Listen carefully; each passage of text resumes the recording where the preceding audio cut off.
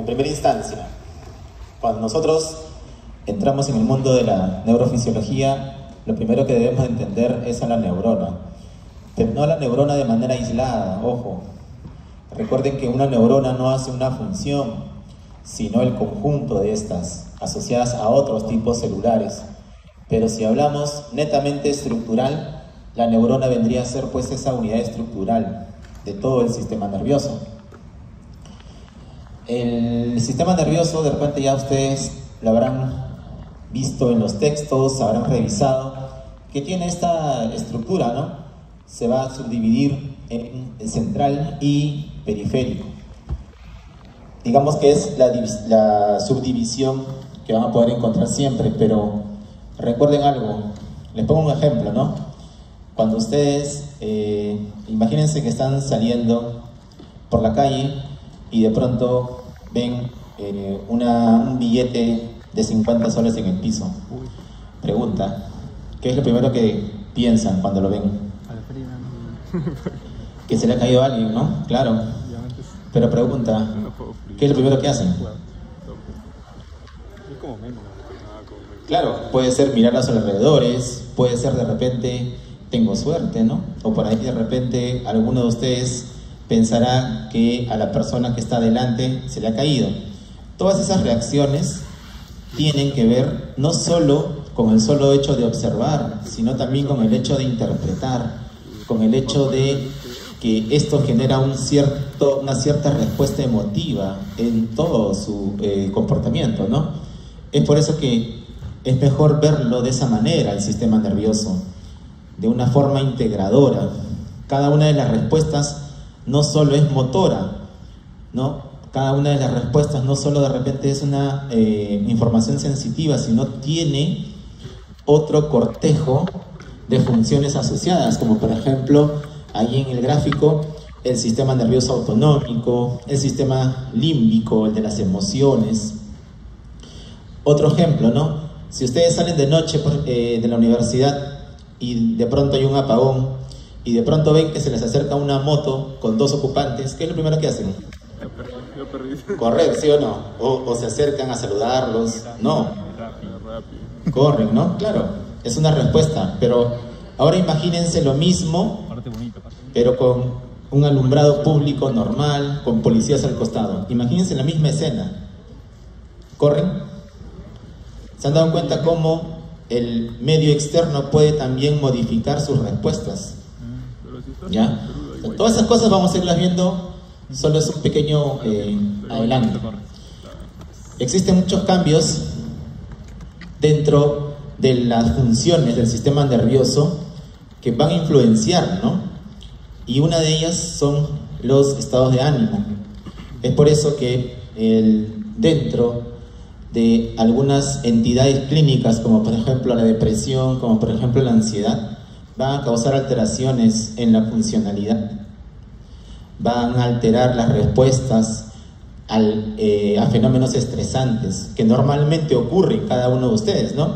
Si por ejemplo yo les digo, ¿no? Saquen todos una hoja, primera pregunta, les apuesto a que todos empiecen a hacer taquicardia, ¿qué va a tomar el doctor? ¿Me entienden? ¿Sí? Entonces, todas esas cosas tienen también una relación con la fisiología del sistema nervioso. Y algo también interesante es que el sistema nervioso no es que esté actuando solo, no es que esté aislado del resto.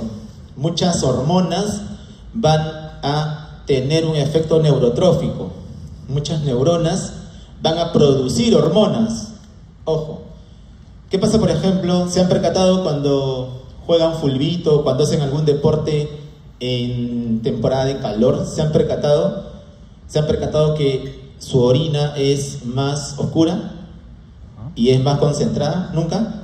¿Nunca han jugado fulbito en la playa o en el sol y han ido al baño y no se han percatado que su orina es más concentrada?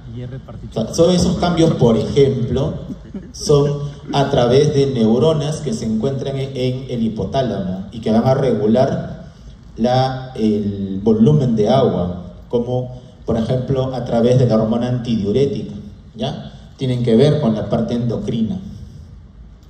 Y el sistema inmune también vinculado con todo este sistema nervioso. Tenemos una célula en el sistema nervioso encargado de la respuesta inmune que se denomina la microglía y la vamos a ver más adelante. Muy bien. La neurona va a estar estructurada de la siguiente manera. Va a tener un cuerpo soma, que es donde se encuentra el núcleo. Estas prolongaciones que se denominan el árbol dendrítico. Esa estructura que está en un color naranja, a la que se denomina el cono axónico, tiene una importancia clave, que de repente ya lo han revisado. Es el lugar donde se va a formar el potencial de acción. A ese nivel se genera el potencial de acción. La pregunta sería, ¿por qué ahí se genera el potencial de acción? A ver, ¿quién me puede decir? ¿Por qué ahí, en el cono axónico, se genera el potencial de acción? ¿Qué necesito yo para generar potencial de acción? Iones de sodio. De una despolarización. Muy bien, por ahí alguien dijo, canales de sodio. ¿Pero qué tipo de canal de sodio? ¿Voltaje? Dependiente, claro. Entonces ahí vamos a tener una gran cantidad, una gran concentración de canales de sodio voltaje dependientes que van a permitir, como alguien mencionó por ahí, superar el nivel umbral y generar la espiga del potencial de acción, ¿ya? Y luego ese potencial de acción se va a transmitir en esta estructura que es muy larga, muy prolongada en algunos casos, ¿no? Que puede ir desde la corteza cerebral hasta tu dedo. Es el axón, ¿no? El axón. Ese axón va a transmitir el impulso nervioso a distintos órganos diana, como por ejemplo los músculos, el músculo esquelético. Y por último tenemos el terminal, donde se lleva a cabo la sinapsis, donde se secreta el neurotransmisor. Pregunta, ¿cuál es el neurotransmisor excitador del sistema nervioso? Muy bien, glutamato. Esas son algunas de las funciones en síntesis de la neurona: propagación, integración, génesis del potencial de acción y la transmisión del potencial de acción. Estructuralmente, la neurona va a tener características de la mayoría de las células, ¿no? Tiene membrana, tiene núcleo, ¿sí? Estas cosas son generales a todas las células, pero hay algo que vamos a ir resaltando específicamente en la neurona, es que dentro del axón va a tener proteínas que se van a encargar de ¿qué? De poder llevar, ahí ustedes observan, ¿no? Mitocondrias y vesículas. Esas vesículas tienen que transportarse desde la parte del Golgi hacia el botón sináptico. ¿Por qué? Porque en esas vesículas se van a interiorizar los neurotransmisores que se forman en el terminal axónico. Entonces va a ser importante este paso de esas vesículas. Y hay dos proteínas que actúan ahí. Como ustedes observan en el gráfico, tenemos una proteína denominada quinesina, ¿no? Las quinesinas son las que llevan las vesículas desde el núcleo hacia el terminal, y las dineínas son las que las regresan. Se da un ciclo de ida y de vuelta. Y no solo llevan vesículas, como ustedes pueden observar, también llevan ¿qué cosa? Organelas, ¿no? Como la mitocondria. La mitocondria, como organela, va a ser muy importante para síntesis de algunos transmisores, como por ejemplo la síntesis de acetilcolina, como por ejemplo la síntesis de glutamato, ¿no? De GABA. La membrana neuronal, como todas, va a estar constituida por proteínas que pueden ser receptores, que pueden ser canales, que pueden estar unidas a procesos enzimáticos, como por ejemplo las famosas proteínas G. Algo interesante dentro de estas estructuras proteicas son las bombas, ¿no?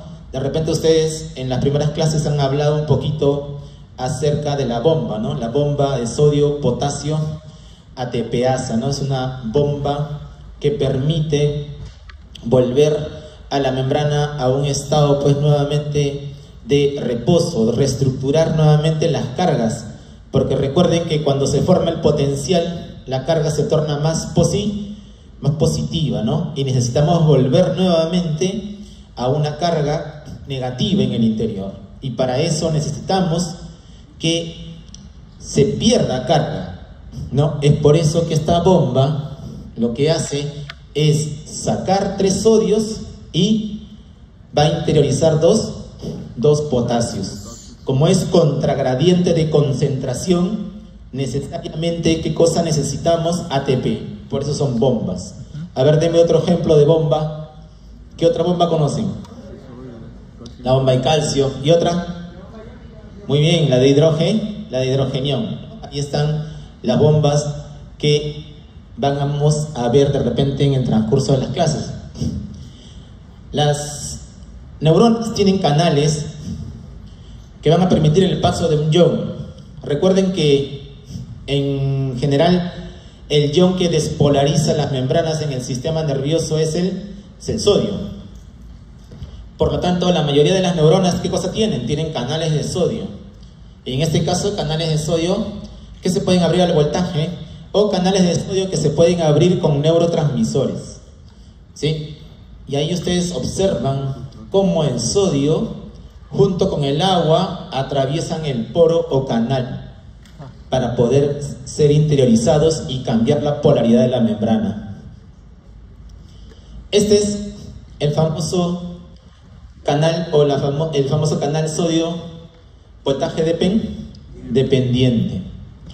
¿Por qué lo hemos resaltado? Porque es importante pues para la génesis, para la transmisión del potencial de acción. Y este canal va a sufrir alteraciones, ¿no? A través de, por ejemplo, toxinas. De repente han escuchado hablar la toxina del pez globo. ¿Han escuchado hablar?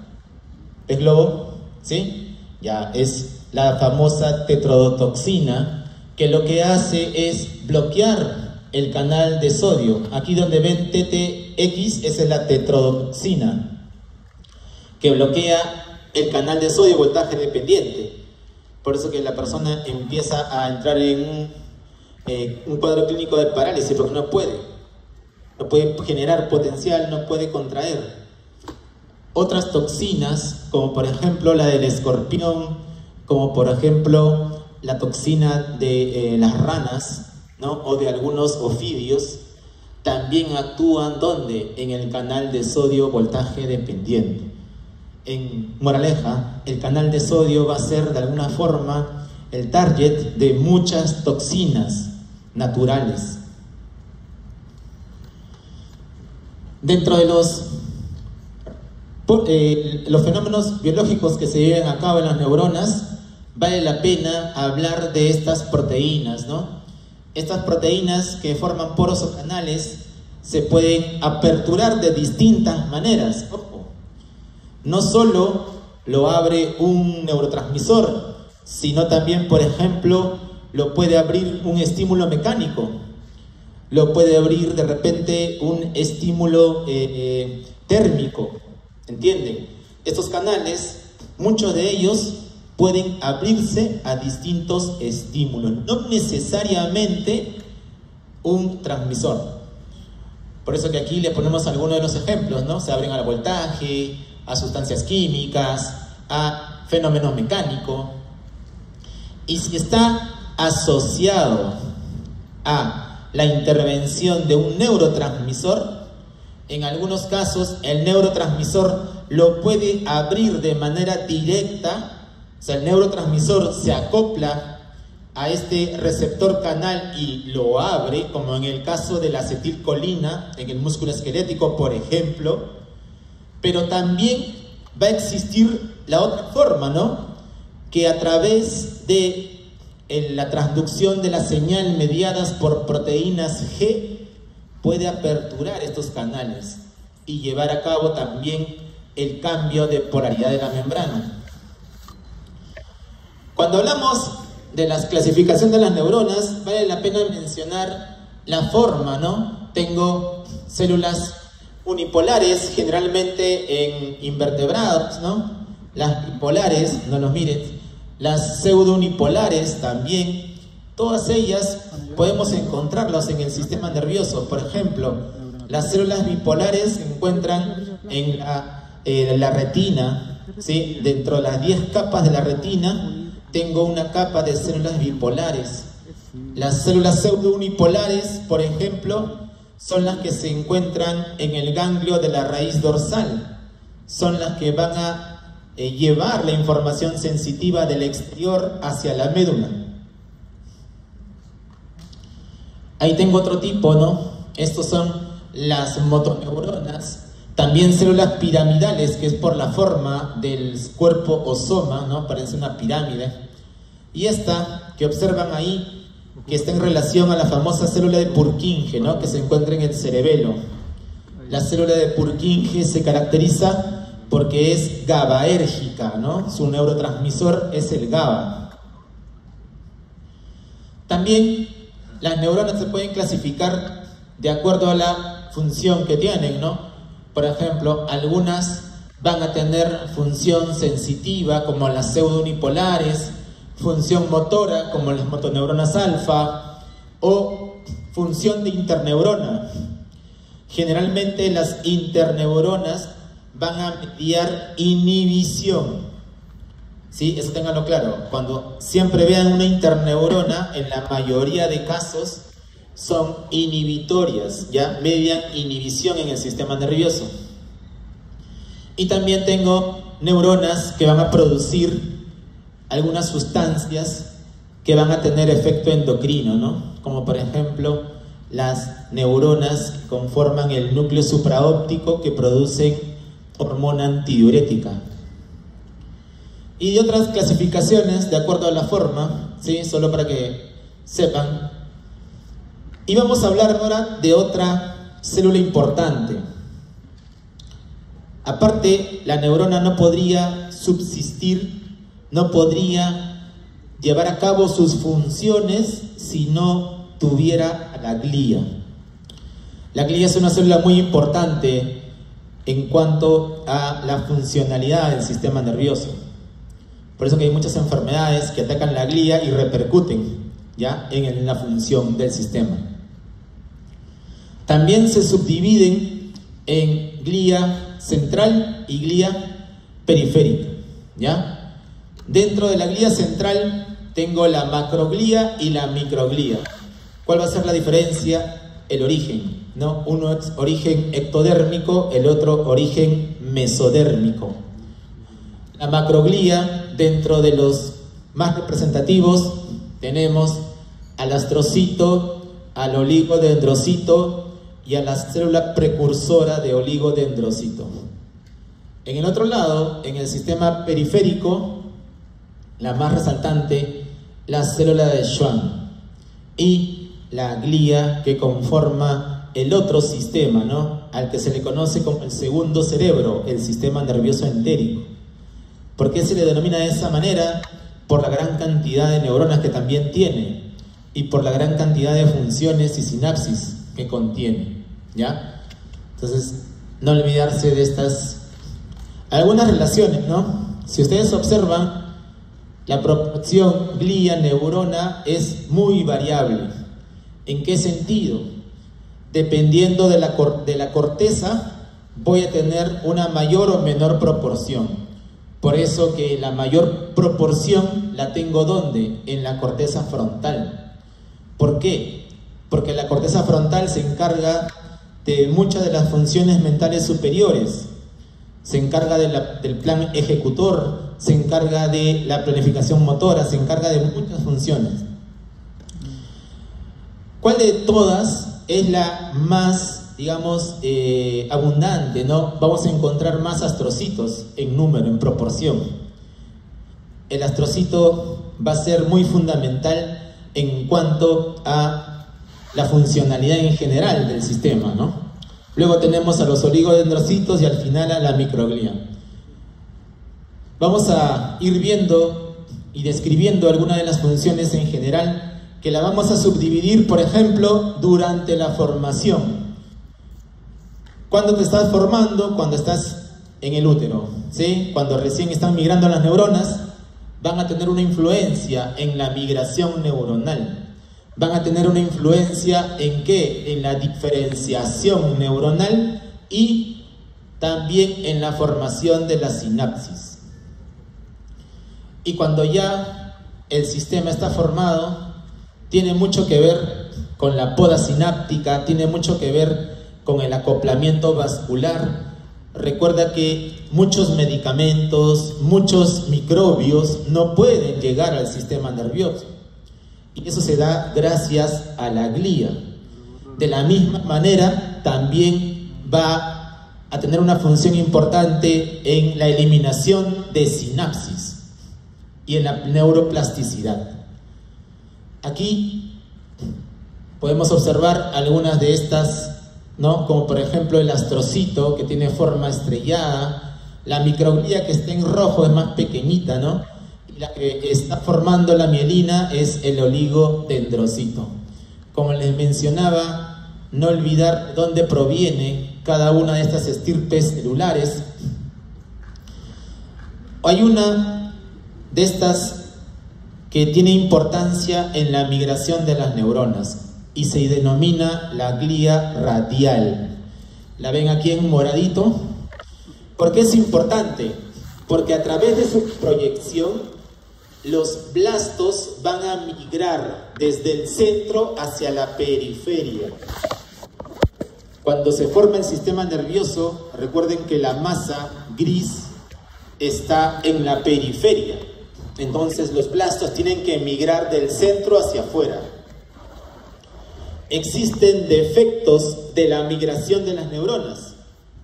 ¿Y eso qué cosas genera en la persona o en el paciente? Le da la predisposición a ser epiléptico. Hay algunos niños que son epilépticos y se debe a un trastorno en la migración de sus neuronas. Muchas de sus neuronas se quedaron en el camino y esas neuronas que se quedaron en el camino se tornan aberrantes y forman las crisis de ese paciente, o sea, generan la convulsión en ese paciente. Es un ejemplo, ¿ya? Y no olvidarse de este otro componente, la microglía, que vamos a hablar también más adelante. Muy bien, el astrocito, como les mencionaba, él es el más abundante, prácticamente por la forma es que se le da el nombre. Está muy relacionada con todas las células del sistema nervioso y tenemos de dos tipos, el protoplasmático y el fibroso. ¿Cuál va a ser la diferencia? La forma y la localización. El protoplasmático en la sustancia gris, el fibroso en la sustancia blanca, pero ambos van a tener que interactuar con el capilar, ¿no? En el primero, el protoplasmático, tiene unos terminales denominados los podocitos y de esa manera lo que hace es impedir el paso de ciertas sustancias, ¿no? Y también hacer que, por ejemplo, la glucosa, el agua, sí puedan ingresar al sistema nervioso. Ahí están esos pies, ¿no? Esos terminales que van a, de alguna forma a generar esta barrera, ¿no? La famosa barrera hematoencefálica. También tiene que ver con la homeostasis, también tiene que ver con la regulación de los iones. Por ejemplo, ¿qué pasa cuando muere una neurona? A ver, pongámonos en un ejemplo. ¿Qué pasa cuando muere una neurona? Se rompe su membrana y ¿qué libera? Libera todo lo que tiene dentro, incluido neurotransmisores como el glutamato, incluido potasio, porque dentro de la célula hay un montón de potasio. La pregunta es, ¿todo eso no es dañino? La carga de potasio y el glutamato, claro que sí. ¿Y quién se encarga de regular ese exceso? Es el astrocito.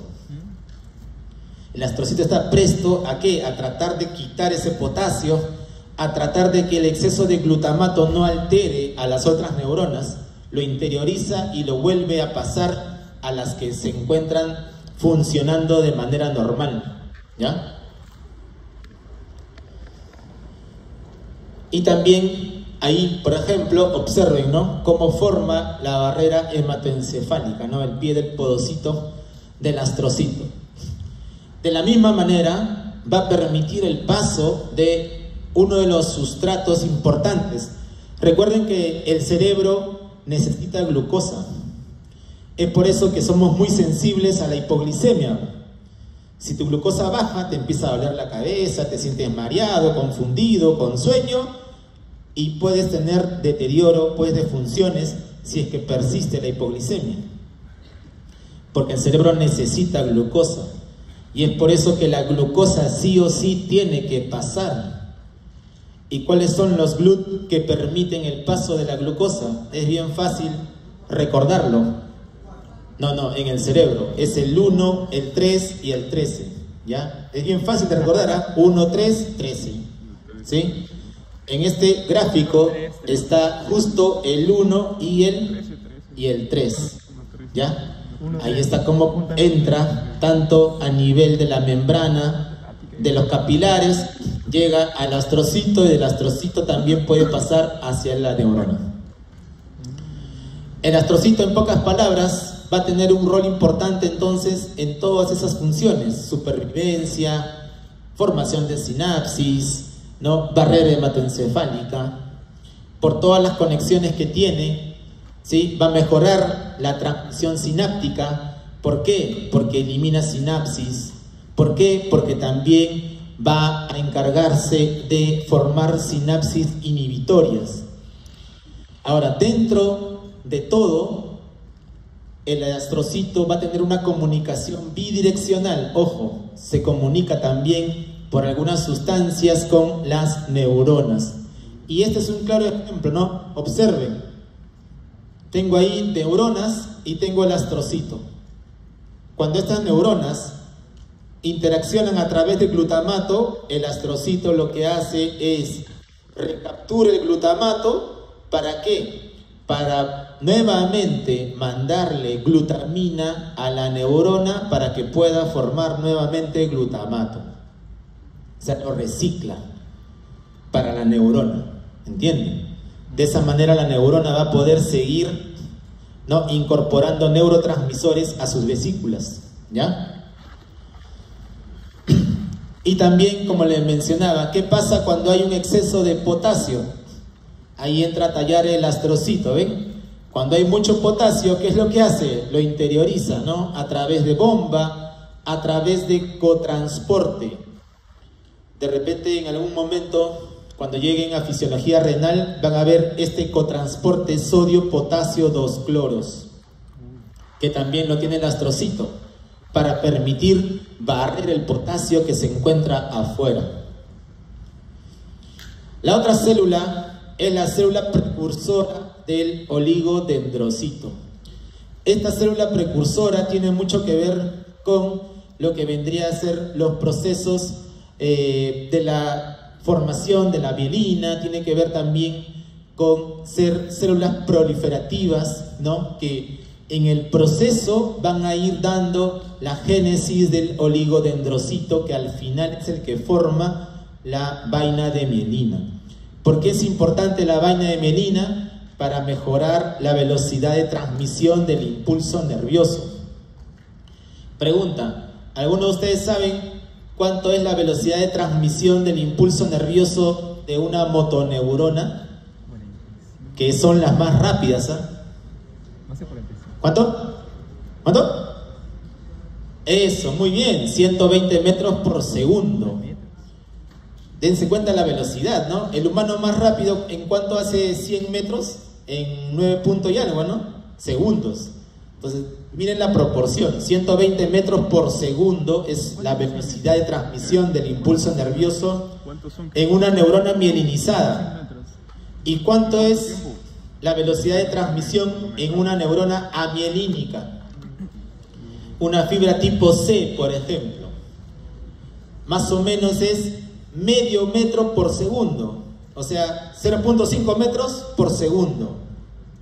Miren la comparación, miren lo que hace la diferencia, la mielina. Es por eso que el dolor se transmite más lento. que un acto motor. ¿No les ha pasado? ¿No les ha pasado que reciben un golpe de repente por ahí y al rato recién sienten bien el dolor? En cambio el acto motor es más rápido, ¿no? Sacar la mano es más rápido. Esos oligodendrocitos, como les mencionaba, son los que al final van a producir estas membranas que son las vainas de mielina, ¿no? Y gracias a ello van a mejorar la velocidad de transmisión del impulso nervioso. Ahí pueden observar cómo el oligodendrocito va a envolver el axón de múltiples, ¿no? Neuronas, ¿ya? Pero así como el oligodendrocito forma la vaina de mielina del sistema nervioso central, en el sistema nervioso periférico lo hace otra, que es la célula de Schwann. No se confundan, ¿eh? Una es el oligodendrocito y la otra es célula de Schwann. La célula de Schwann va a formar la vaina de mielina de todos los nervios periféricos. De repente han escuchado hablar de este síndrome, el síndrome de Guillain-Barré. ¿Han escuchado? ¿Cualquiera de nosotros podemos desarrollarlo? Claro que sí, ojo, ¿eh? Te da una diarrea, te da una infección respiratoria, a los días, a las semanas empiezas con hormigueo, ¿no? Por ahí tu dedo lo sientes medio raro, de ahí no puedes de repente abrir la puerta, no puedes, ¿no? Coger cosas, te falta un poco de fuerza, luego van los pies y luego ya no puedes pararte y así va progresando, ¿no? ¿Qué es lo que sucede en esa enfermedad? Hay una desmielinización. O sea, los nervios periféricos se desmielinizan y por lo tanto la información no pasa pues de manera rápida. Por eso que va progresando y al final el paciente pues no puede moverse, ¿no? Estas prácticamente van a formar toda la vaina de mielina, ¿ya? Existen pues alteraciones en su desarrollo, claro que sí, que pueden llevar, por ejemplo, a la formación de tumores, ¿no? Los tumores derivados de estas células se llaman schwannomas, ¿no? Esa terminación oma es por tumoración. Y la desmielinización pues va a afectar todo el transporte del axón, ¿no? Hace que la transmisión del impulso sea más lenta. Ahora, la glía radial, como les mencioné al principio, gracias a esta glía las neuronas migran hacia la periferia, ¿no? Para formar la corteza. Estas neuronas, cuando se quedan en el camino, generan alteración, ¿no? Generan, por ejemplo, síndromes epilépticos, ¿no? La microglía, su función es netamente inmunitaria. Estas van a ir vigilando, por ejemplo, cuando existe daño neuronal, cuando existe de repente por ahí algún tipo de proteína anormal, lo que hacen es fagocitarla, ¿no? Pero no solo es una función de defensa, sino también las sinapsis que ya no, de alguna forma, ya no están siendo estimuladas, tienen que ser destruidas. Eso se llama la poda sináptica. Así como cuando podas tu césped cuando está muy grande, igualito. Y eso sucede, pues normalmente es algo fisiológico eliminar cosas que ya no utilices, ¿sí? Es por eso que sucede también esto en el sistema nervioso y la microglía se encarga de esta función. La microglía deriva pues del mesodermo, ¿no? De precursores hematopoyéticos, de ahí viene su función, por eso que va a tener función de macrófago, ¿ya? Gracias a esta estirpe, ¿no? Viene de la parte periférica y migra al sistema nervioso. Ahora, esta tiene también memoria, ojo, ¿eh? Hay memoria y algo muy interesante es que puede estar en un estado de reposo, ¿no? Y de luego cambia. Y cuando cambia, generalmente se torna ramificado, ¿no? Como pueden observarlo ahí. Comienza a tener prolongaciones. Y dentro de sus funciones, tiene que ver con la muerte neuronal, con la formación de sinapsis y también con la sobrevida de las neuronas. ¿Y gracias a qué? Gracias a ciertos factores que va a producir, como por ejemplo este de aquí, que es un factor de crecimiento similar a la insulina tipo 1. Como su nombre lo dice, ¿no? Factor de crecimiento. Va a favorecer que las neuronas sobrevivan, ¿no? Va a mantener la función neuronal. Y en la muerte, generalmente cuando hay apoptosis, ¿no? O cuando existe alguna célula inmadura, la microglía se activa, ¿para qué? Para poder eliminarla. Y de paso también eliminar los detritus, ¿no? Todos esos factores. Y algo muy interesante también es la formación de las sinapsis. Ay, perdón.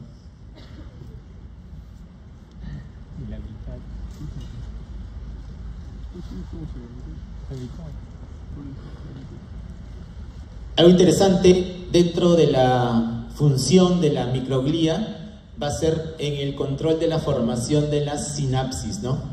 Ahora, la regulación sináptica tiene que ver también con, no solo con la microglía, sino también con el astrocito. La glía que conforma el sistema nervioso entérico también tiene un papel importante, ¿no? Y se menciona, donde se encuentra generalmente entre los plexos. En el sistema gastrointestinal, las neuronas se encuentran pues en dos plexos bien grandes, ¿no? El plexo submucoso de Meissner y el plexo mientérico de Auerbach. Y entre ellas hay glía. Y la glía tiene importancia en qué, por ejemplo, en la motilidad gastrointestinal, en la secreción, en la absorción. Es por eso que quizás, ¿no? Por ponerles un ejemplo, ¿no? De repente tienen familiares que viven fuera, pero que de año a año vienen a visitarlos, ¿sí? Y cuando vienen y prueban nuevamente la comida de aquí, aumenta su tránsito gastrointestinal y en algunos les da, ¿no? Como especie de diarrea, pero no es diarrea, sino que no asimilan. ¿Por qué? Porque así como el cerebro aprende, también las neuronas del sistema gastrointestinal aprenden, ¿no? A absorber ciertos nutrientes. Como ya no estás en contacto, pues eliminan eso. Por eso que nuevamente cuando entran en contacto hay toda una alteración en su tránsito, ¿ya? Y eso se debe a esta sinapsis. Recuerden... ¿Qué pasó? Sabotaje.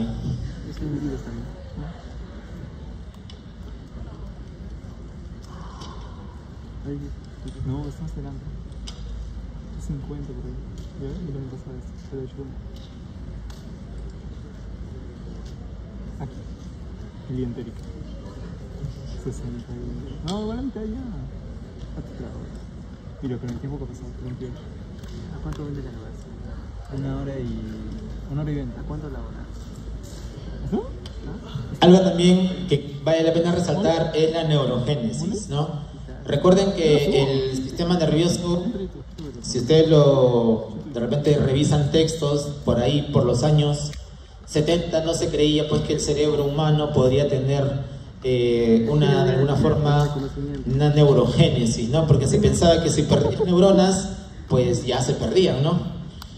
Y eso es falso, pues sí hay neurogénesis, claro que es mayor cuando más joven eres, ¿no? Y va disminuyendo conforme entras en edad. ¿Dónde están los nichos de neuroblastos? Hay dos regiones importantes, ¿no?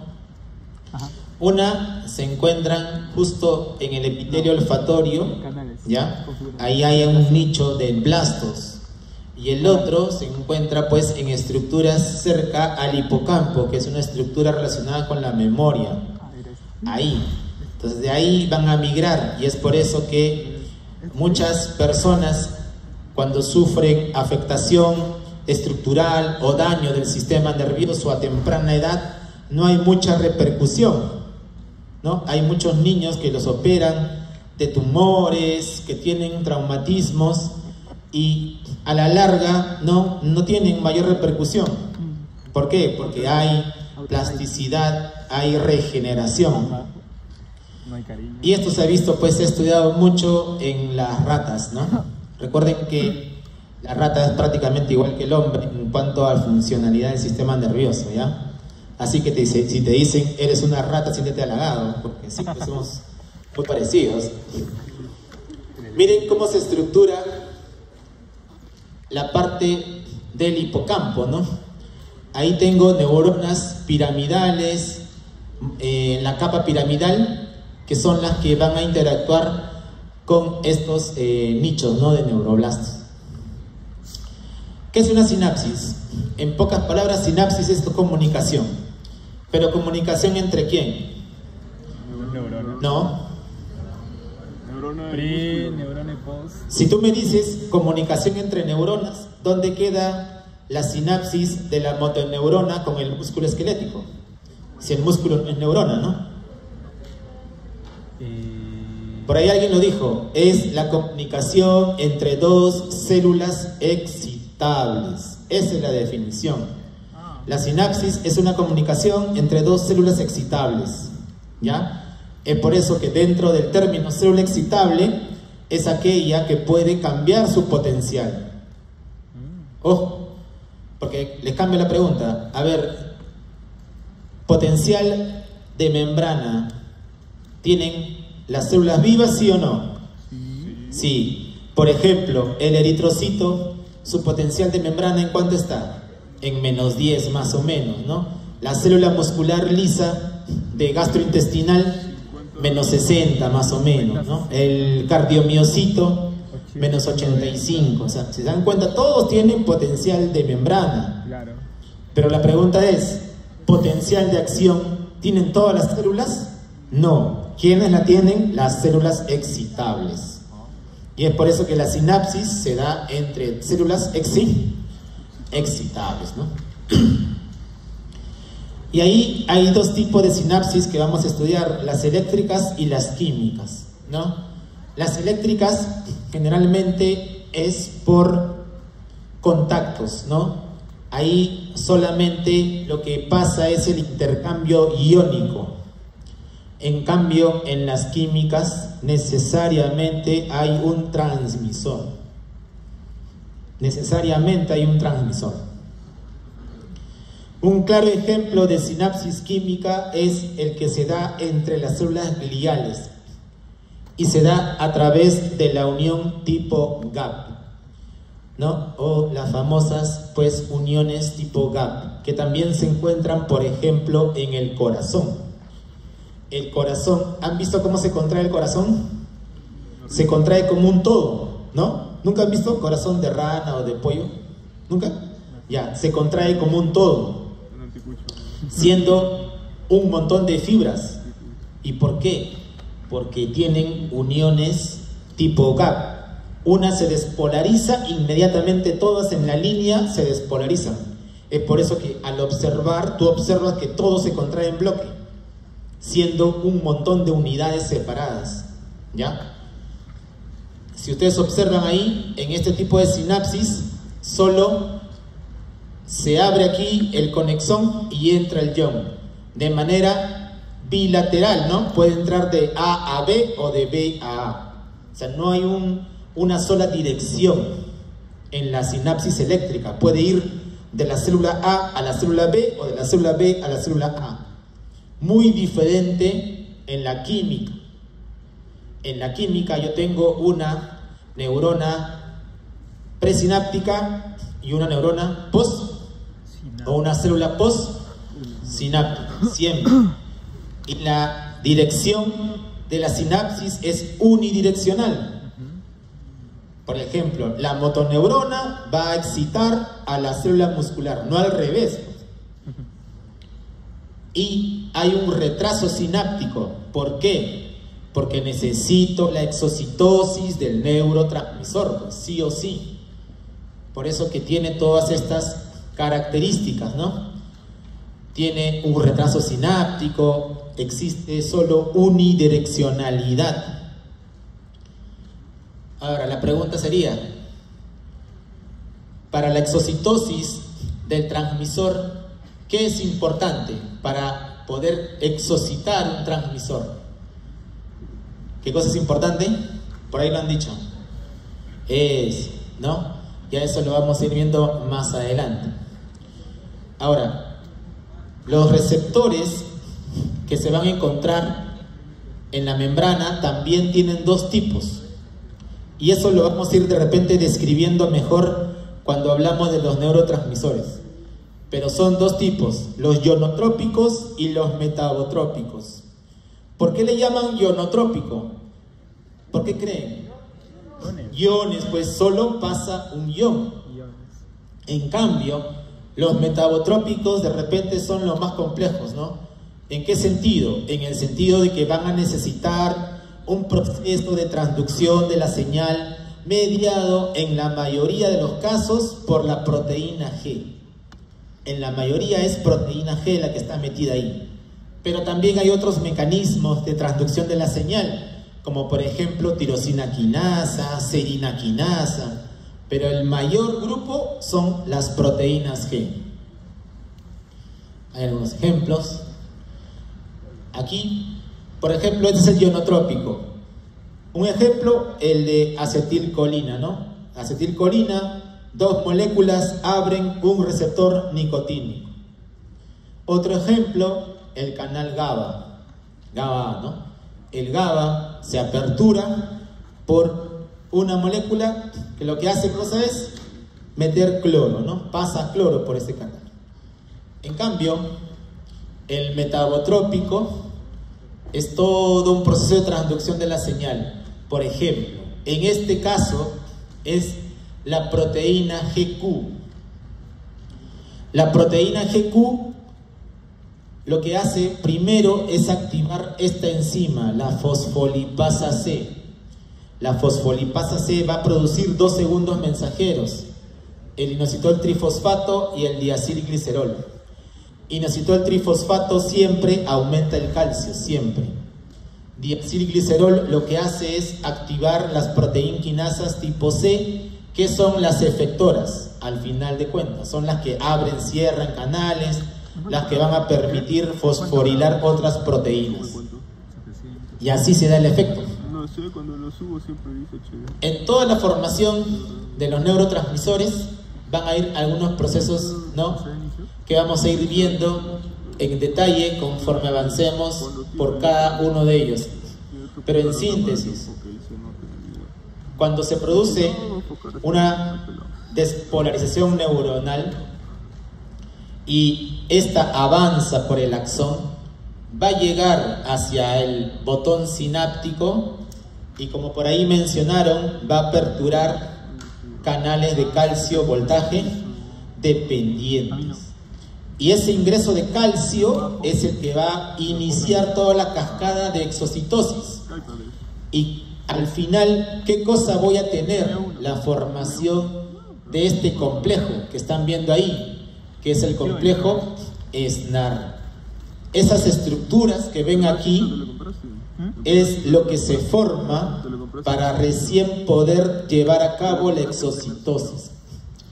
¿Y quiénes forman el complejo SNAR? A ver, pregunta de examen siempre, ¿eh? Sinaptobrevina, sintaxina y los dos SNAP 20-25, ¿no? Esos son los que forman el complejo SNAR. Y eso está aquí también resumido, ¿no? Aquí está. Esto que está en cuadradito son las proteínas del complejo SNAR. ¿Ya? Suave con la TV.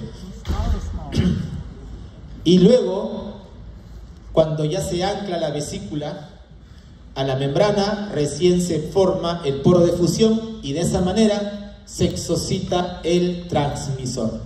¿Ya? Algunas características de los neurotransmisores. Ojo, tenemos dos clases, ¿ya? Una, moléculas pequeñas, y la otra, los neurotransmisores peptídicos. ¿Por qué los separamos? Porque tienen distintas características. Una de ellas, por ejemplo, el tamaño. Otra es la acción. Los peptídicos, su acción es más lenta, más prolongada. ¿Qué más? La síntesis es diferente, pues. Por ejemplo, acetilcolina se va a sintetizar en el botón terminal. En cambio, ¿tú crees que puedas sintetizar una proteína en el botón terminal? A ver, dígame, ¿quién sintetiza una proteína ahí? No, nadie. Pues, ¿necesita qué cosa? Los ribosomas, necesitas el Golgi que están en el núcleo. Ahí está otra diferencia. ¿Qué otra diferencia? Las vesículas, ¿no? La cantidad. Por ejemplo, yo necesito más o menos unas 25.000 moléculas de acetilcolina, mientras que de repente necesitaré solo 500 moléculas de sustancia P. ¿Por qué? Porque son, ¿no?, más duraderas el efecto que la otra molécula.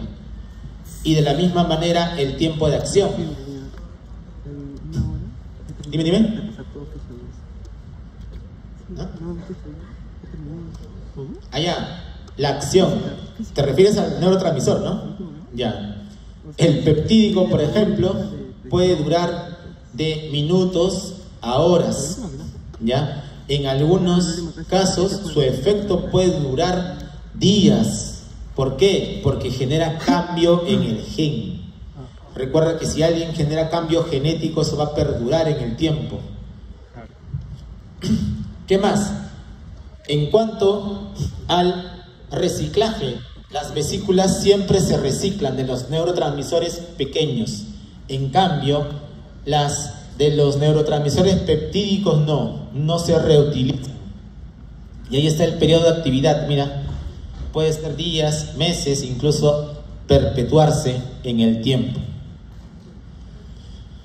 Empecemos hablando de uno, que es la acetilcolina.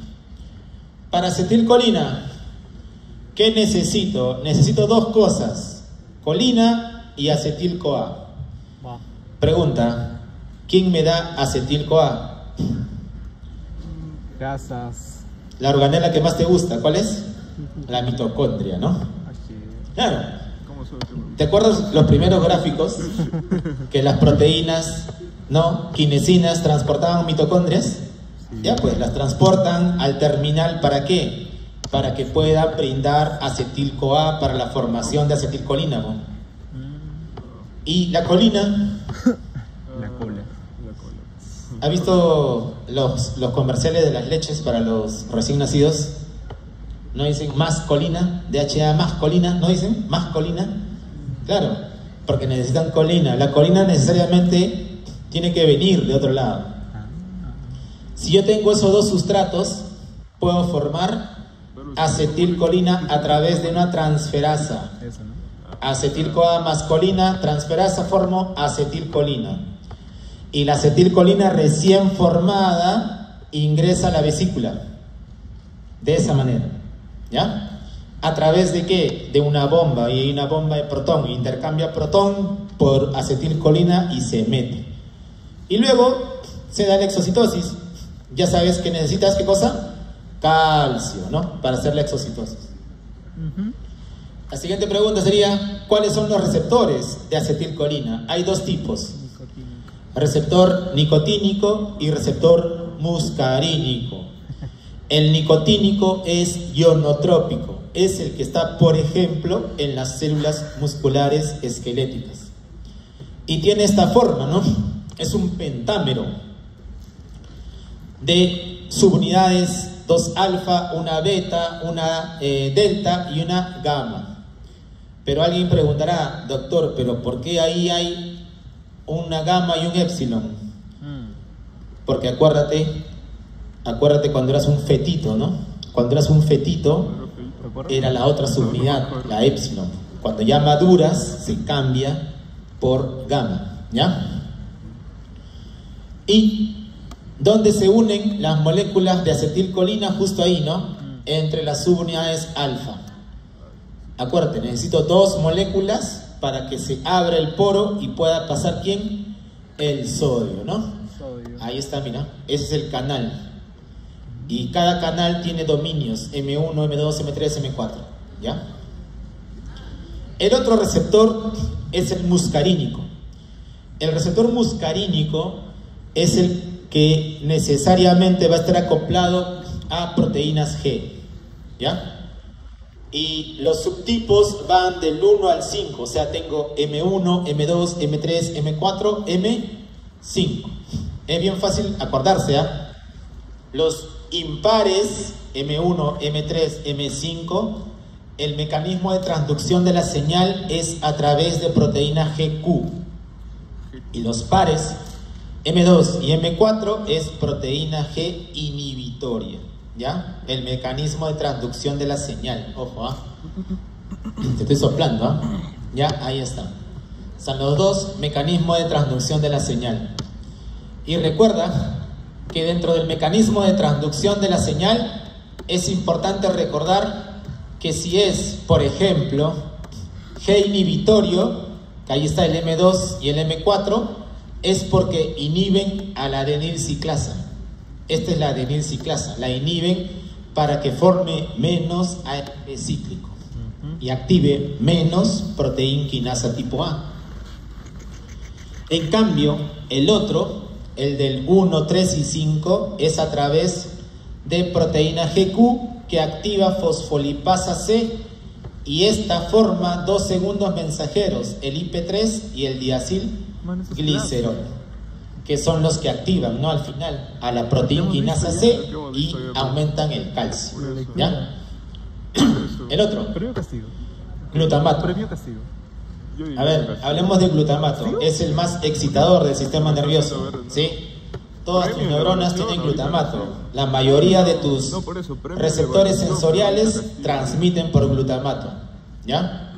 O sea, donde vea glutamato es excitador por excelencia. El glutamato, de la misma manera, se forma a través de un precursor, y lo dije hace un momento, ¿no? La glutamina, ¿no? Ahora, cuando se ensambla glutamato, va a ser exocitado y va a interactuar en sus receptores. Glutamato también tiene dos tipos de receptores: receptores ionotrópicos y receptores metabotrópicos. Los ionotrópicos creo que son los más conocidos, ¿no? Ahí está el N-metil de aspartato, el AMPA y el cainato. Y los metabotrópicos son los que llevan la inicial M de metabotrópico, receptor de glutamato, ¿no? Con números. Y ellos van asociados también a segundos mensajeros, ya sea el inositol trifosfato o la inhibición del AMP cíclico. Y ahí están los más resaltantes, ¿no? AMPA y NMDA. A ver, ¿qué vale la pena recordar? Que el NMDA se encuentra, el centro está ocluido por un ion, ¿no? ¿Cuál es? El magnesio. ¿Ya? Acuérdate. Tiene que salir el magnesio de su lugar para que recién pueda pasar el ion. Y de esa manera permitir la activación de todos los otros receptores, porque cambia la polaridad de la membrana. El glutamato, ¿no? Como les mencionaba, el magnesio es importante en el cierre de ese canal, ¿no? Cuando recién se libera, recién pueden pasar el sodio, el calcio. Y los metabotrópicos por proteína GQ, proteína G inhibitoria, ¿no? Ahí podemos observar el mecanismo de transducción de la señal a través, por ejemplo, de la fosfolipasa C, sería la proteína GQ. El GABA. El GABA es el mayor inhibidor del sistema nervioso. Y el GABA, ¿por qué inhibe? Porque su receptor está acoplado a un canal de cloro. Recuerda que el cloro es prácticamente el único negativo abundante en el extracelular. Si yo abro un canal de cloro en cualquier célula, va a entrar cloro sí o sí. Por eso que inhibe a cualquiera, ¿ya? Ahora, GABA va a formarse a partir también de sustratos similares a la formación de glutamato y también de un precursor que está en el ciclo de Krebs, ¿no? Del alfa-cetoglutarato. Ahora, el GABA, ¿no? También se va a reciclar de alguna forma dentro de la sinapsis y va a interaccionar con el glutamato. Tengo dos tipos de receptores bien diferenciados, los GABA A, B y C. Los GABA A y C prácticamente tienen la misma forma, en el sentido de que van a permitir la apertura de un canal, ¿no? Y aquí en esa lámina la localización de los canales GABA A, que son de cloro. Si ustedes se dan cuenta, prácticamente en todo produce inhibición. Es por la función que tiene. Ahora, el canal de GABA tiene una peculiaridad. ¿Cuál es esa? Que puede tener sitios, ¿no?, para otros agonistas. Ahí va el detalle, ¿no? Por ejemplo, yo ahorita de repente entro en una crisis y me tomo, no sé, 10 clonazepam. ¿Me voy a morir? No. ¿Me dormiré? Sí. ¿Me aspiraré? De repente. Pero no muero con 10. ¿Por qué? Porque el canal puede soportar eso. O sea, no va a haber depresión respiratoria, esas cosas. Pero cuando sí sucede eso, si yo tomo alcohol, si yo tomo alcohol y consumo benzodiazepinas, ahí sí, esa combinación es fatal. Es por eso que si ustedes ven las noticias, el pepiado que muere, no muere por la pastilla en sí, muere por la combinación. Como ha tomado tanto alcohol, más la benzodiazepina, hace depresión respiratoria. Porque si no tomara alcohol y le dan la benzodiazepina, lo único que pasa es que se va a dormir. Y se va a dormir un par de días siquiera, ¿no? Pero va a despertar. Es la diferencia. ¿Por qué? Porque potencia. El alcohol potencia la benzodiazepina, ¿ya? Igual, es por eso que el alcohol tiene doble efecto, ¿no? Al inicio te pone eufórico, ¿no? De repente cuando has estado tomando en una fiesta con tu amigo, con tu amiga que no habla nada, le dan 2 vasos y habla todo, ¿no? Pero después del 5.º vaso, ya lo ves, ¿no? Con la cabeza enterrada ya. ¿Por qué? ¿Por qué? Porque ya lo deprimió. El alcohol activa receptor GABA y deprime las funciones, inhibe. Por eso que te duermes. Por eso que no te acuerdas cuando bebes, ¿no? Cuando alguien bebe en exceso y se duerme, no se acuerda. ¿Por qué? Porque no hay memoria, pues están inhibidos. No borraste cassette, cinta, no queda nada. Así que tener cuidado con esas interacciones, ¿ya? El otro receptor también va a permitir, ¿no?, la acción, pero el GABA B va acoplado a una proteína G, ¿ya? En este caso la proteína GQ, la proteína GS. Glicina. Glicina es el otro neurotransmisor inhibidor del sistema nervioso. Glicina se forma a partir de serina, ¿ya? El precursor es serina. La glicina se encuentra en mayor cantidad en la médula espinal, en una interneurona, que es una interneurona que media inhibición, que es la interneurona de Renshaw. La interneurona de Renshaw es la que tiene glicina. Y un ejemplo de su afectación, ¿habrán escuchado hablar del tétano? ¿Han escuchado hablar? Sí. Tétano, toxina tetánica. ¿Sí? Ya, por ahí algunos les ha dado, ¿no? Me levantan el dedo. Claro, ¿qué es lo que pasa? La toxina tetánica bloquea la exocitosis de glicina. Y es por eso que esta persona que está con la toxina tetánica, cualquier estímulo lo tocas y se contrae. ¿Alguna vez les ha dado calambre después de hacer mucha actividad física? Sí. Ya, imagínate ese calambre en el gemelo, pero en todo el cuerpo. Eso es el tétano, es ese mismo dolor por contracción, pero imagínate en todos los músculos de tu cuerpo al mismo momento. Ya, es el tétano. Entonces, esta persona que tiene una afectación, lo que hace es eso, se inhibe la exocitosis de glicina por la toxina, ¿ya? Y es por eso que les pasa este tipo de contracción. Ahora, la glicina, también su poro o canal permite el paso de cloro. Por eso que es inhibidor, pues. También es un canal de cloro. Y ya sabes dónde se encuentra, en la famosa interneurona de Renshaw, que está aquí. Esta que estoy señalando es la interneurona de Renshaw, que está en contacto con la motoneurona. ¿Ves? Por eso es si no tiene inhibición esa motoneurona, empieza a descargar contracción de todos los músculos. ¿Ya? Por eso ¿qué es lo que se hacía antiguamente cuando a alguien le da tétano?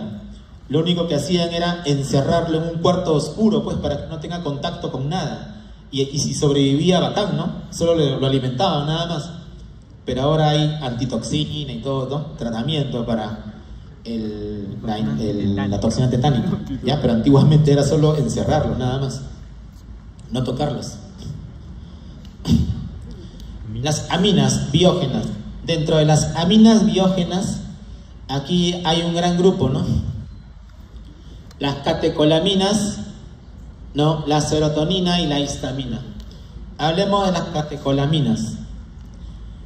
Todas las catecolaminas derivan de la tirosina, todas, ¿ya? Pero en el paso de formación, la primera en formarse es L-dopa y la segunda es dopamina, y es la que nos interesa, ¿no? Luego recién noradrenalina y la última adrenalina. Esa es la secuencia de formación. La pregunta es, ¿qué cosa hay más? Hay más adrenalina, pues, en el sistema, ¿no? La dopamina, noradrenalina, dopamina y adrenalina hay en ciertas localizaciones. Una de ellas, de repente también ya habrás escuchado, es la médula suprarrenal, ¿no? Es por eso que cuando te asustas, lo primero que haces es secretar noradrenalina, pues, ¿no? Cuando, por ejemplo, al finalizar el año académico, vas y le tienes que decir a tu papá que tiene que volver a pagar todo el ciclo, ¿no? Haces una descarga adrenérgica, ¿no? Porque no pasaste fisio, ¿no? Neurofisio, sobre todo. Entonces, claro, te estoy preparando, ¿ya? Mentira. Hablemos de la dopamina. La dopamina en el sistema nervioso tiene una localización específica, ¿no? Un lugar donde vaya a sintetizar una gran cantidad de dopamina. Y eso vendría a ser la sustancia negra, ¿no? La sustancia negra que se encuentra en el mesencéfalo, ¿ya? Ahora, si hablamos de dopamina, ya sabes, de la tirosina, por una acción enzimática va a formarse dopamina. Ahora, la dopamina tiene sus receptores, los receptores famosos dopaminérgicos, ¿no? La familia D1 y la familia D2. Ahora, estas familias D1 y D2, ¿por qué se diferencian de esa manera? Por el mecanismo de transducción de la señal. Porque la familia D1 va a activar la proteína G estimulante, la proteína GS, por lo tanto va a aumentar el AMP cíclico. En cambio, la familia D2 es todo lo contrario, inhibe a la proteína GS. O sea, aquí es proteína GS, aquí proteína GI. Y aquí están las localizaciones, pero la mayor es en el estriado y en la sustancia negra, donde vamos a encontrar la mayor carga de dopamina. Ahora, la dopamina tiene que ver, pues, con este mecanismo de transducción de la señal. Y ahí está, ¿no? Para los que no les quedó claro, familia D1, familia D2. Unos inhiben a la proteína GS, proteína G inhibitoria, y el otro estimula, proteína G estimulante, ¿ya? Ahora, ¿dónde se encuentran distribuidos?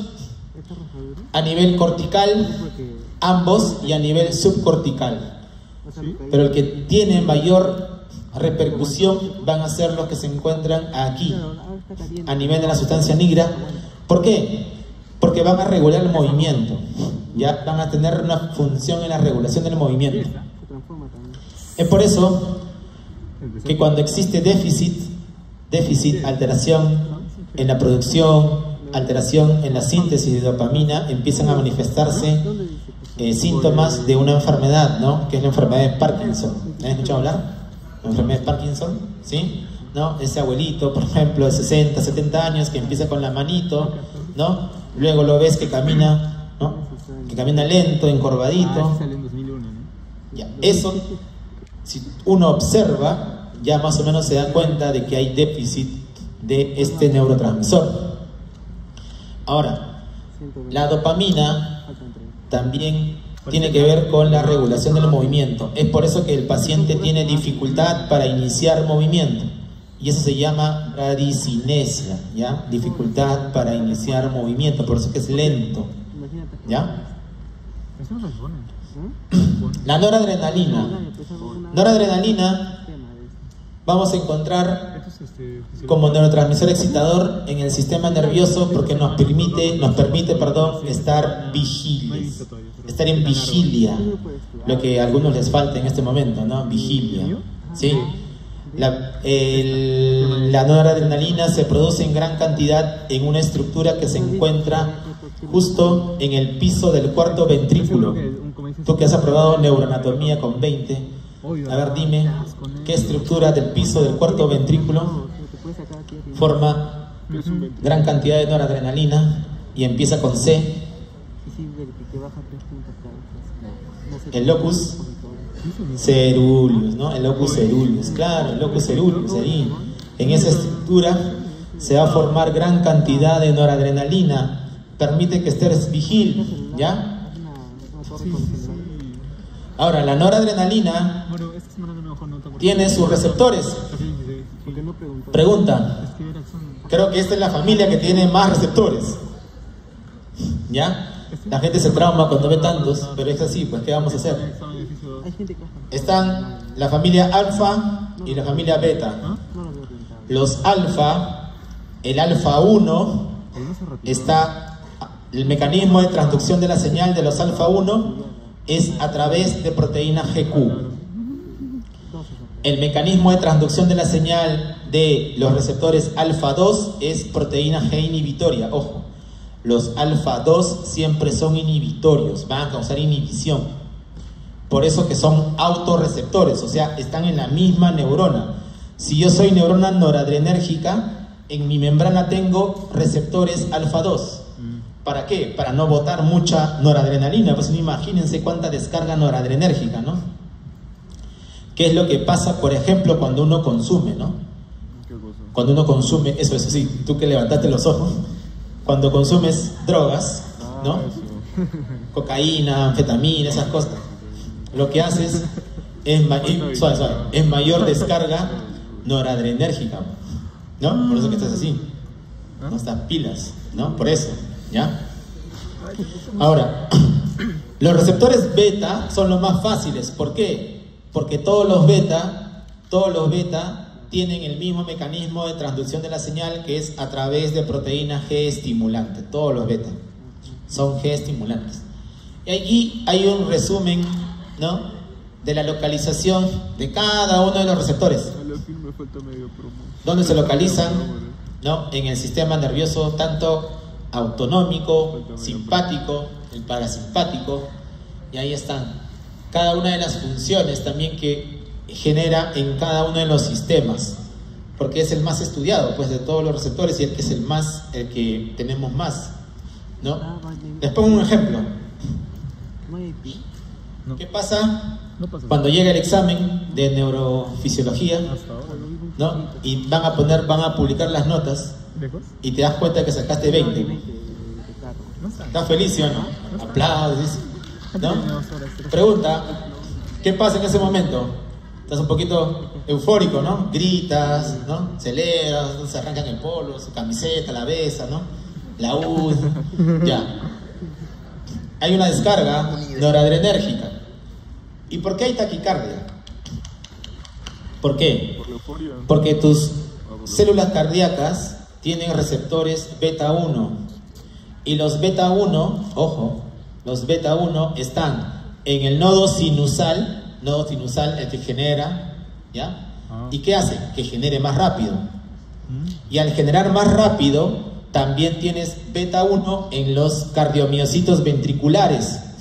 Entonces, el cardiomiocito ventricular también se contrae con más fuerza. O sea, ocurren dos cosas: aumenta la frecuencia y aumenta también la fuerza. Por eso que sientes el corazón ahí. ¿Nunca te ha pasado que cuando te emocionas sientes cómo golpea el corazón y también sientes más taquicárdico? Ya, por eso pasa. De la misma manera, en ese momento de euforia, ¿no? En ese momento de euforia, también hay broncodilatación, ¿no? Aumenta el aire que entra, ¿no? ¿Qué más? También tus pupilas se ponen como las pupilas del gatito, ¿no? ¿Has visto el gatito? Cuando se pone eufórico, el de Shrek, ¿no has visto cómo se pone? ¿No? Ya, igualito, toda esa reacción es una reacción adrenérgica, pues, que también puede pasar por lo contrario, ¿no? Vas y te das cuenta que sacaste 5, ¿no? Y empiezas también nuevamente, ¿no? A sentir taquicardia, ¿no? Se te oprime el pecho, ya. Todas estas reacciones adrenérgicas, ¿ya? Ahí están, ¿sí? Para que lo revises tranquilo, en la comodidad de tu hogar. Y tiene que ver también, por ejemplo, ahí está una sinapsis noradrenérgica, y aquí está el alfa 1. El alfa 1 te dije que es proteína GQ, y la proteína GQ siempre va a ocasionar aumento de calcio. Es por eso que, si hacemos un poquito de recapitulación, alfa 1, ¿dónde se encuentra? Se encuentra en los vasos sanguíneos. Por eso que los vasos sanguíneos en la descarga hacen constricción. Por eso que aumentan la presión, ¿ya? Porque hacen constricción por este mecanismo de acción. La noradrenalina se metaboliza por dos enzimas: la monoaminoxidasa y la catecol O metiltransferasa, porque tienen que desaparecer también de la sinapsis. No puede perpetuarse el neurotransmisor en una sinapsis, tiene que ser eliminado, y de esta manera lo elimina el sistema. Pero ahora, existen también personas con ciertos tumores que producen mucha adrenalina, mucha noradrenalina. Y este tumor, para que nunca te olvides, acuérdate de tu enamorado, se llama feocromocitoma. Así se llama el tumor, feocromocitoma, ¿ya? El feocromocitoma produce gran cantidad de noradrenalina, no lo mires, noradrenalina y adrenalina, ¿ya? Y la persona que lo tiene, como tiene mucha cantidad, va a empezar a metabolizar mucho, y en la orina va a eliminar los metabolitos de esta noradrenalina, que es, por ejemplo, el ácido vanilil mandélico. Una forma de diagnosticarlo es eso. Yo sospecho que una persona tiene un feocromocitoma, le pido ácido vanilil mandélico en orina, porque es un metabolito de este neurotransmisor, de este transmisor, ¿ya? Ahí está locus coeruleus, vigilia, acuérdate. Adrenalina. La adrenalina, ya te dije que hay un lugar específico que lo sintetiza, ¿no? Que es la médula suprarrenal, ¿no? La célula enterocromafin prácticamente es la única que tiene la metiltransferasa capaz de sintetizar adrenalina. Y eso sucede cuando hay descarga simpática, ¿no? Tiene que activarse el simpático para que se dé toda esa manifestación adrenérgica. Serotonina. Serotonina, ¿no? Estado de ánimo, ¿sí? Muchos ya me están viendo medio raro. Recuerden que serotonina tiene que ver con los estados, pues, de ansiedad, estados depresivos, ¿no?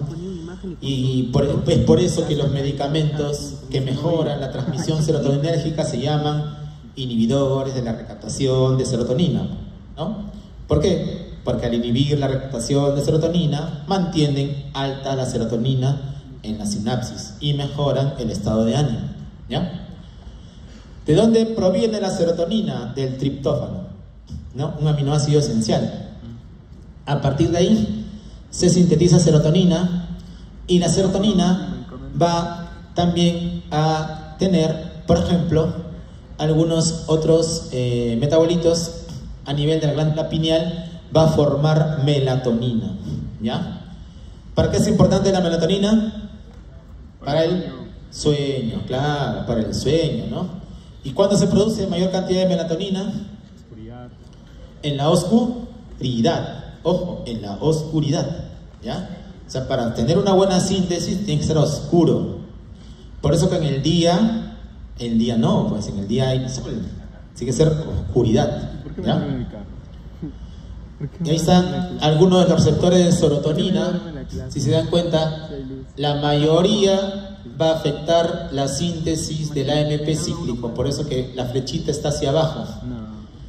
Otros, como los 5-HT2, van a aumentar o van a estimular la fosfolipasa C. ¿Sí? Ahora, estos receptores están distribuidos prácticamente en todas las neuronas y también tienen que ver con otras funciones, como por ejemplo la regulación de las náuseas. También tienen que ver estos receptores, ¿ya? Ahora, las vías serotoninérgicas, la mayor cantidad de neuronas serotoninérgicas se encuentran en los núcleos del RAFE medio, justo en la línea media del tronco encefálico, que también tiene que ver con el sistema reticular activador ascendente. ¿Se acuerdan? El SARA. ¿Se acuerdan? El SARA, nombre de mujer, ¿no? SARA, ya, que te mantiene despierto. Esta estructura es importante, ojo, para el estado del despierto también. Si por obvios motivos te pasa algo en el SARA, te infartas, justo los vasos que irrigan el SARA, nunca despiertas, ¿no? Yo hasta ahora, en todo este tiempo, he visto unos 7 pacientes que se infartaron aquí, en el SARA, y nunca más despertaron, ¿no? Porque te mantiene vigil, ¿ya? O sea, no comas mucho salchipapa. La histamina.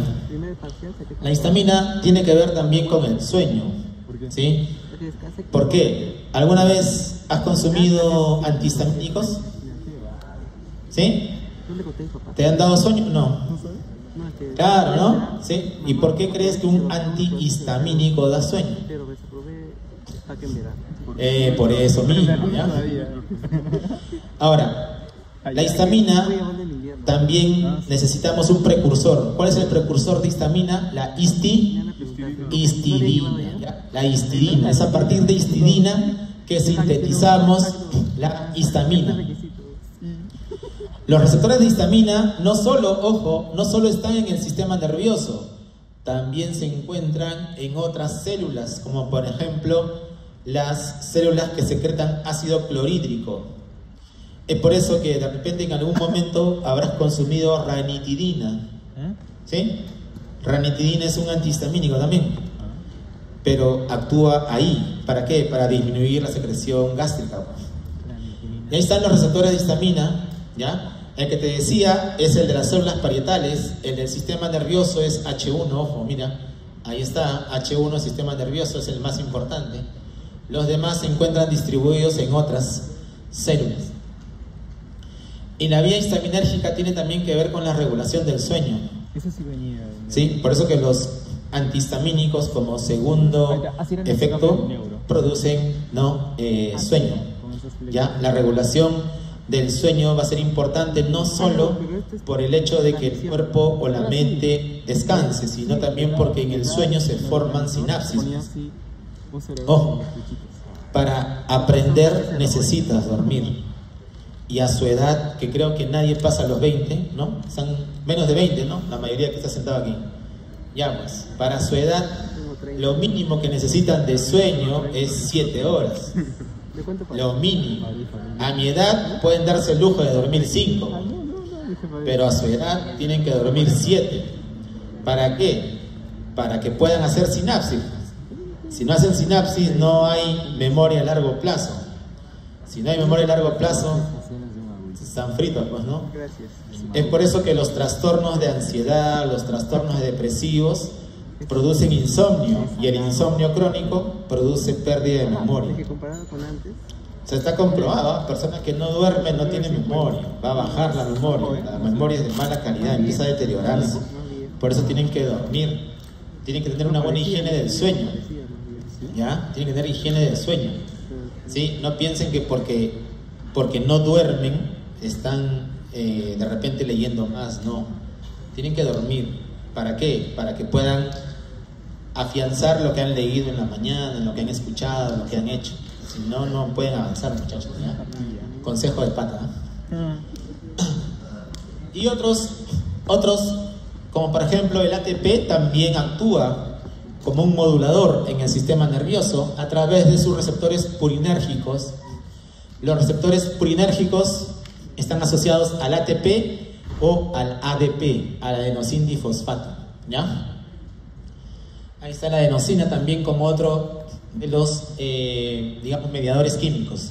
Y para terminar, hablemos de las moléculas más grandes, que son los neuropéptidos. Los neuropéptidos, muchos de ellos se sintetizan pues en los cuerpos o somas de las neuronas y empiezan siendo un prepropéptido, ¿no? Por ejemplo, prepro vasopresina o prepro opio melanocortina. Ahora, dentro de estos péptidos hablemos de un grupo especial que son los opioides endógenos. ¿Alguna vez, de repente, los que tienen hermanos o hermanas en algún momento se habrán peleado, ¿sí o no? ¿Sí? Les habrán dado un golpe, un puñete, un lapo, ¿no? Un patadón en la boca, ¿no? Ya. Pregunta, ¿el primero duele más que el segundo, sí o no? ¿Se han percatado? ¿No? Cuando recibes el primero, pero ya cuando sigues recibiendo, se activa el sistema opioide endógeno, que empieza a bloquear el dolor, ¿sí? Todos tenemos sistema opioide endógeno, claro que varía de persona a persona, pues porque no todos tenemos el mismo umbral de resistencia al dolor. Va a depender de su experiencia subjetiva, de su experiencia en el transcurrir del tiempo. Dentro de estos opioides endógenos, a la cabeza están las endorfinas y las encefalinas. Ellos se encargan de bloquear el dolor. ¿Y de dónde nace el sistema opioide endógeno? Justo de la sustancia gris periacueductal. Esa sustancia gris que rodea el acueducto de Silvio son las neuronas encefalinérgicas. Desde ahí nace el sistema opioide endógeno. Hace una primera sinapsis en el núcleo del rafe medio y de ahí se proyectan neuronas serotoninérgicas hacia la médula espinal y bloquean el dolor ahí. Ahí se bloquea el dolor, ¿ya? Y estos opioides, ¿no? La mayoría de ellos van a activar receptores mu, que son los receptores opioides, ¿no? Que también se activan por otros opioides sintéticos que bloquean también el dolor, como por ejemplo los que se usan en los cánceres, ¿no? La morfina, ¿no? Que se usa en opioides, ¿no? Oxicodona, por ejemplo, en pacientes con cáncer terminal para el dolor, ¿ya? ¿Cómo? Bueno, ese es otro tipo, ¿no? Pero también tiene que ver con receptores mu, ¿ya?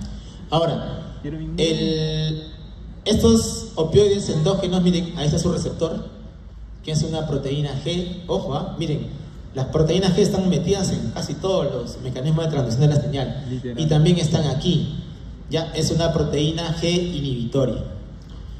Y otros neuropéptidos, como por ejemplo el péptido intestinal vasoactivo, por ejemplo la sustancia P. La sustancia P, ¿qué es lo que hace? Promueve el tránsito gastrointestinal. Aquí todo lo rojo es a favor del tránsito, o sea, a favor de la contracción del músculo liso gastrointestinal. Y todo lo azul es relajación del músculo liso gastrointestinal. Este gráfico me sirve para explicar a la sustancia P. La sustancia P favorece la contracción del músculo liso gastrointestinal por ese mecanismo de acción a través de la activación de fosfolipasa C. En cambio, el péptido intestinal vasoactivo relaja el músculo liso y va a través de la proteína GS, todo lo que es en azulito. ¿Para qué? Para relajar el músculo liso. Son ejemplos de neuropéptidos que se encuentran en el sistema nervioso entérico, por ejemplo. ¿Ya? Listo, muchachos. ¿Preguntas? Ah, y el último. Pensé que ya acababa. Ya me quiero ir. No, mentira. Los endocannabinoides. No lo mires, ¿ya? Pero dentro de nuestro sistema tenemos receptores, pues, de cannabidiol. Es por eso que últimamente están viendo los usos del cannabidiol, ¿sí? Tanto, por ejemplo, para epilepsias como para tratamiento del dolor, ¿no? El famoso aceite, ¿ya? Que es para, ojo, tratamiento, no para otra cosa, ya es para tratamiento, ¿sí? ¿Y por qué? Porque tenemos, pues, receptores dentro de las neuronas que generan la acción de supresión del dolor en algunas patologías, o que asociados a otros antiepilépticos pueden mejorar el control de crisis en pacientes, por ejemplo, con síndrome de Dravet, ¿no? Pero tiene que ver con que tengamos, pues, el receptor de manera natural, ojo, de manera natural lo tenemos. Y este receptor, como están ahí, ¿no? Esta es la plantita, que ya sabes qué cosa es, ¿sí? El tetrahidrocannabidiol, ¿ya?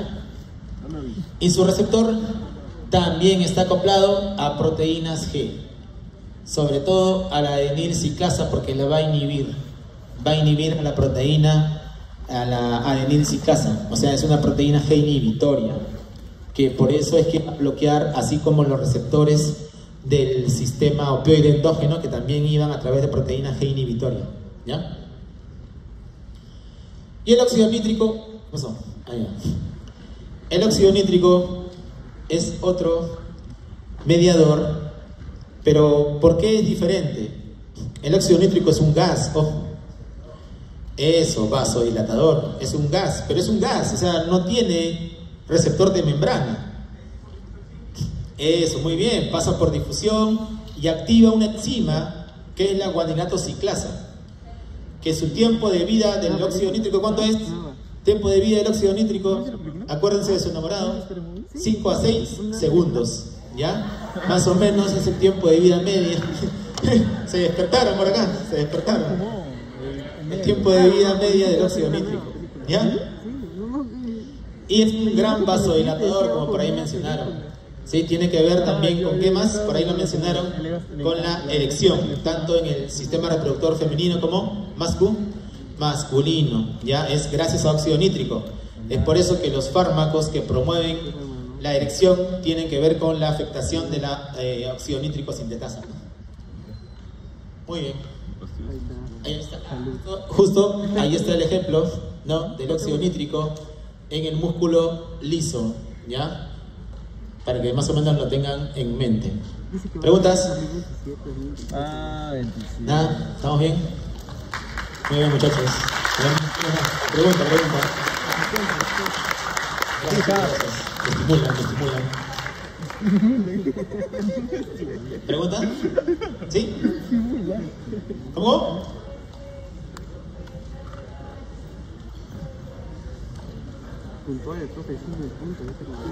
Allá, su compañera hace una pregunta interesante, ¿no? Dice que ante el consumo crónico de histaminas, si se puede generar resistencia, me dices. En sí no es la resistencia, sino es que muchos de los efectos secundarios de los fármacos pueden ir desapareciendo por las tomas subsiguientes. O sea, lo que uno observa a veces al inicio tomando un fármaco, ¿no? Por ejemplo, que me dé de repente sueño, con las subsiguientes tomas o con las tomas continuas, ese efecto desaparece, va bajando en intensidad.